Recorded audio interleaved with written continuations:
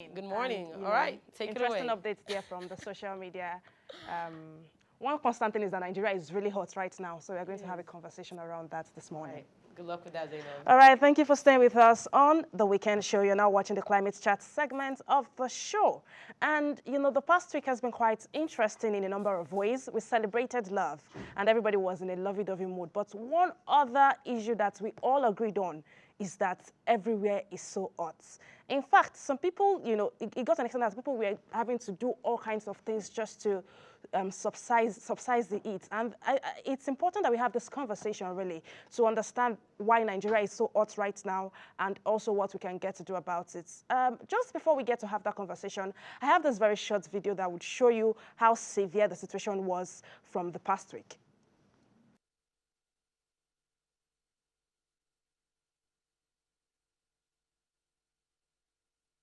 Another video coming up very shortly, but my guest on the show this morning is Muritala Abdullahi, who is a climate activist and researcher. And they'll be talking to us about, why the country is so hot and, of course, what we can get to do about it. Good morning, Muritala. Yeah, good morning. Thanks for having me, Zainab. Good morning. Thank you for joining the conversation. I really want us to, have this conversation very quickly. And I would like to start from the fact that the Nigeria Meteorological Agency has said that temperatures hit 41 degrees C in the north and about 39 degrees C in Celsius in the south. What are the key factors for this? Why everybody's just saying there's heat? Why exactly is the temperature so high? Yeah, so that's quite an important question. Why is the temperature high? So basically, we do have different seasons in Nigeria where you have the Harmattan season, you have the rainy season, and you have dry season.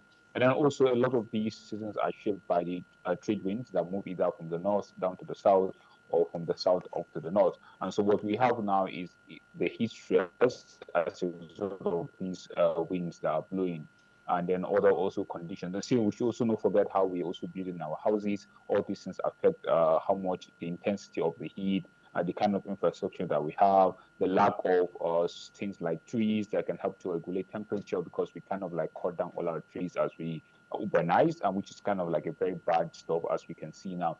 And secondly, also we are seeing the fact that Nigerians don't have access to a lot of energy, and so what it means is that they don't have access to cooling, and in the absence of natural cooling, the situation then becomes bad. So we have a severe heat stress, but conditions are becoming a bit better. As NIMED has also stated that as the north wind begins to move with drier and cool air, the temperatures will reduce. Okay. But we have the EU-funded Copernicus Climate Change Service, which has said that 2023 was the warmest year, according to their last reports. But from the look of things, is it looking like, would 2024 be hotter based on what we're already experiencing? Or can we expect that things would subside after a while and it will get better? I don't know. We'll just have to wait and see what happens. If NIMED provides us a more long-term data to see on what the trends will look like, or because what we see now is NIMED providing data like every day, every 2 days, or this is what the weather conditions like. So, but if we have a long-term projection, then we can see.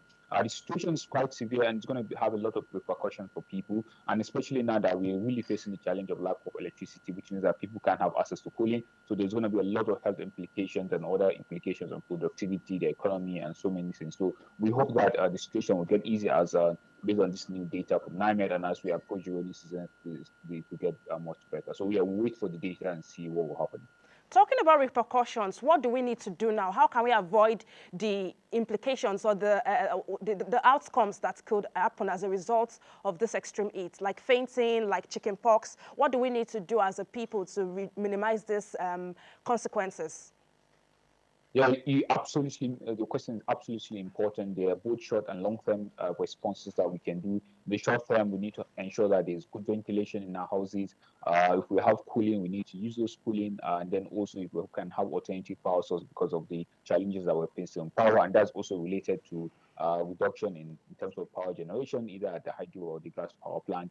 But in terms of long term, we need to really rethink as the temperature rises as well as the climate crisis. We really need to rethink how we build our houses, how we're building our community, ensuring that they are able to adapt to rising temperatures. So, which means that we need to have more green areas. whereas we need to build sustainably in a manner that even when there is no electricity, we can still have cooling. So there needs to be a lot of rethinking really in terms of how we survive the increasing temperatures. Thank you so much, Murtala Abdullahi, for joining us on the conversation this morning. And that's how much we can take on with Climate Chat. I'm Zainab Adetola.